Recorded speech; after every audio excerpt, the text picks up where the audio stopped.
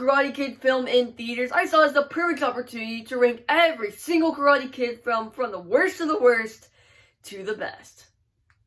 Coming in dead last is the next Karate Kid.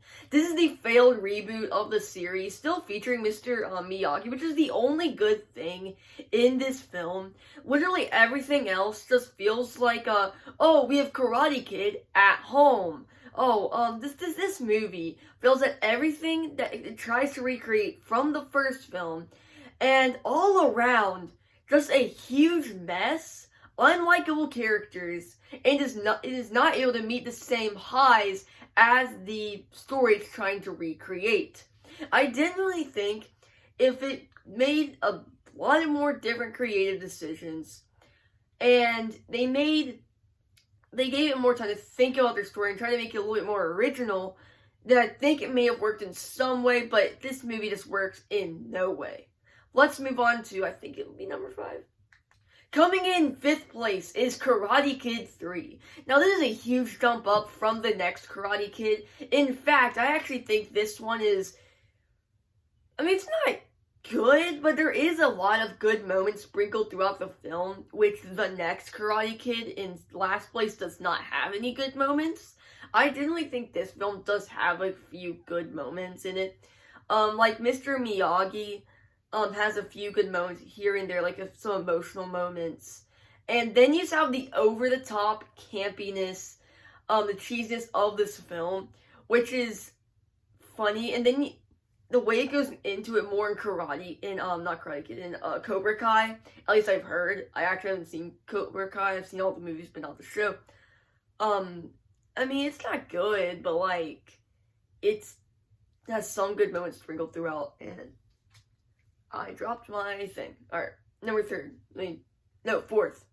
Coming in 4th place is the newest installment in the franchise, Karate Kid Legends.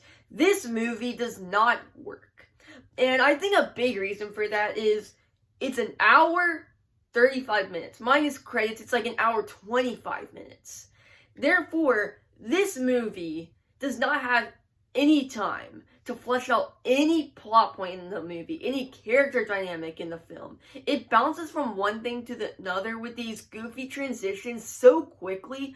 I can honestly not tell you one single thing that happened in the film, because it all just kind of runs together in my head. That's how fast it happens. I could not tell you chronologically how these things happen. That's how fast this movie moves.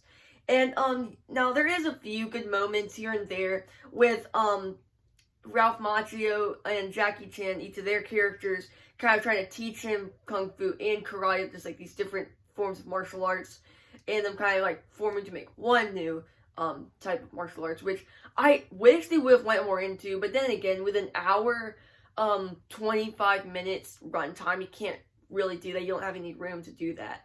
Again, I do think there was some good moments. The Karate Kid himself was actually a very interesting character, and honestly, I kind of wish we do get a sequel to this, that is just his character, without any of the nostalgia with Ralph Macchio's character, Jackie Chan's character.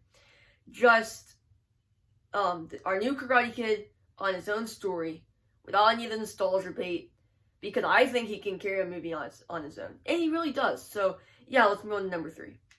Coming in 3rd is Karate Kid 2. Now, this is a much more Miyagi-centered story, which I really like, because he's my most favorite character in these films. And even in the 2010 reboot, Mr. Han, which is basically just the Mr. Miyagi of that kind of softer reboot, I still think he's the best part of that film. So all around, Mr. Miyagi-centered story is something I love. You go back to his hometown in Ozaki, and it's just really good. I do think there is some things where story arcs with certain characters that it happens so abruptly at the end of the film, it doesn't really work. But still, a Miyagi-centered story has a lot of good moments, which was nice. And yeah, I think that about covers my thoughts on the film. Let's move on to 2nd place. Coming in 2nd, probably my most controversial pick on this list, is The Karate Kid, the 1984 Karate Kid. I love this movie. Okay, I genuinely love this movie. It has a really great story and everything. The characters are really good. Mr. Miyagi, obviously, again, my most favorite character in the series. He's great. This is a good underdog story from the same director of Rocky. I just think that that with what they did in the 1984 version, I do think that there was certain things that the 2010 one did better, just with its storytelling and everything, but we'll talk about that when we get there. So I think this movie's really good. It's a really close race between the 84 version and the 2010 version. I just like the 2010 version a little bit better, and I'll get to that right now. Let's move on to number one. Coming in at number one is Karate Kid 2010 version. Now, I absolutely love this movie, okay? And now you have to understand, I grew up in the 2010s. I did not grow up in the 80s. So, I'm probably going to like the 2010 version a little bit more just because of its sort of storytelling is much more, what's the word?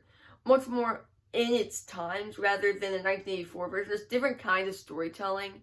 And I absolutely love this movie. I think Jackie Chan does a great job since he actually does have experience in martial arts. And it's all around. I think this movie is really good. I think The Karate Kid is really great. And I think it takes everything that was really good in the 1984 version, but just enhances it with a new kind of storytelling, making it a lot less cheesy, which I personally like. And yeah, I think that about covers my ranking. If you all enjoyed this video or any of my other content, please subscribe. I'll see you in the next one. Goodbye. Also, leave your rankings in the comments.